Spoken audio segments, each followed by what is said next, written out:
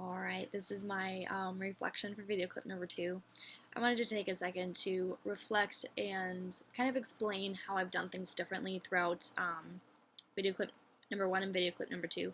The first thing that I changed was taking the feedback from the instructor that I received, and in the second video clip you'll see that before each of the video clips themselves I have specifically typed out what I'm demonstrating in that specific clip. In the first video clip I didn't do that, in the second one I did.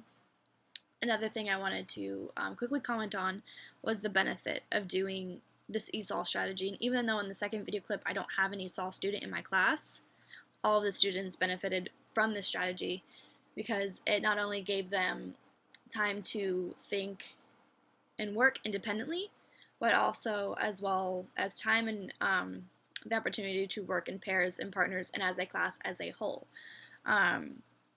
These changes were successful overall. The students gained from the lesson as a whole. They took away the information that they needed to in order to take their tests and pass them on Friday as they were supposed to. Another thing that I wanted to reflect on was the value of teaching ESOL strategies as a whole. And going back on what I said, even though there weren't any ESOL students in my classroom, the students still benefited from it. And even though it's an ESOL strategy, doesn't necessarily mean that you only need to use it or only have to use it when you have an ESOL student in your class. Like I said, everyone benefits from these strategies, even the teacher themselves. Another thing that I would like to briefly share is that between video clip number 1 and video clip number 2, you'll see that they are in 2 different settings.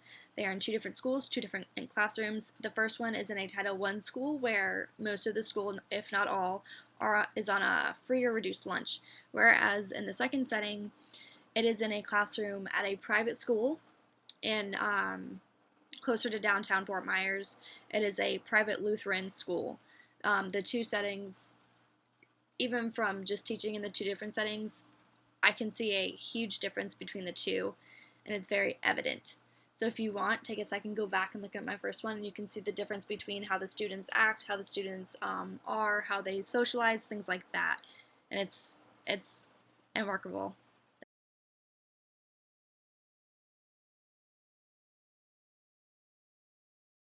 Working on the vocab words that we've been discussing, that we have a spelling test on Friday for, the Charlie and the Chocolate Factory.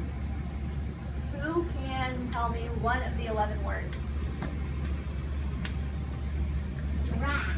Draft. Okay, you can give me another one. Inventor. Okay. What's another one? Desperate. Absurd. Greedy. Greedy.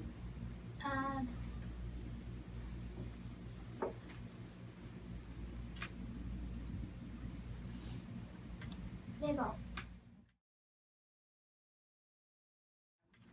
So what I'm going to have you do is we're going to play a game called Find Someone Who. Yes. So you're either going to have, and you're going to have both cards. So we're going to play 2 rounds. The first round you're either going to have a word card or you're going to have a definition card. Definition cards are numbered. When we find our matches, what I want you to do is, you want to demonstrate with me? You're going to grab your partner's hand. You're going to hold it up in the air so that I know that you found your match and you're ready to go. When you've done that, I want you to discuss with your partner and make up a sentence that uses your word. So you have your word and you have your definition. So together with those, come up with a sentence. Who has the match? So if you have the definition, you're looking for a word. If you have a word card, you're looking for a definition. You found your partner, go ahead and start thinking of a sentence that you want to use. No. I was scared to go to the I don't know that part. I was scared to be my birthday. Oh, that's why. Here we go. To have my birthday. Yeah, I was So you're scared to have my going to go ahead and try and find the definition. We have number 7 next. I was greedy, and Miss Miss Reynolds is very greedy for iced tea. That's a good one. She loves iced tea, just like I love chocolate. Chocolate makes me happy. Iced tea makes her happy. What makes you guys happy? Ice cream. Food overall.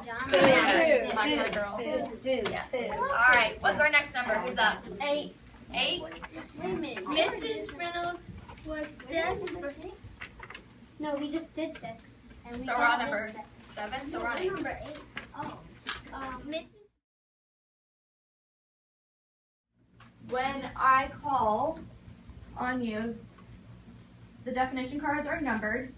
So we'll start at 1. Whoever has definition card number 1 is going to tell me what you came up with your partner for the sentence. Okay? After that, we're going to put these cards down. I have another set of cards, the same words, just some of them are different. And then we're going to do the same thing again, but round 2, if you got a definition card the first time, I want you to grab a word card, okay? So whoever had the word card first is going to have a definition card in round 2. Does that make sense? Yeah. Yes, so we're playing 2 rounds, right?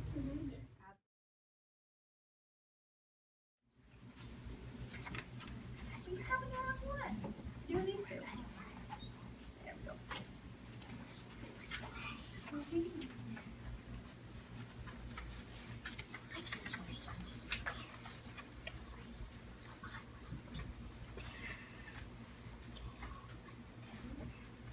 Remember to spread out so our friends have room.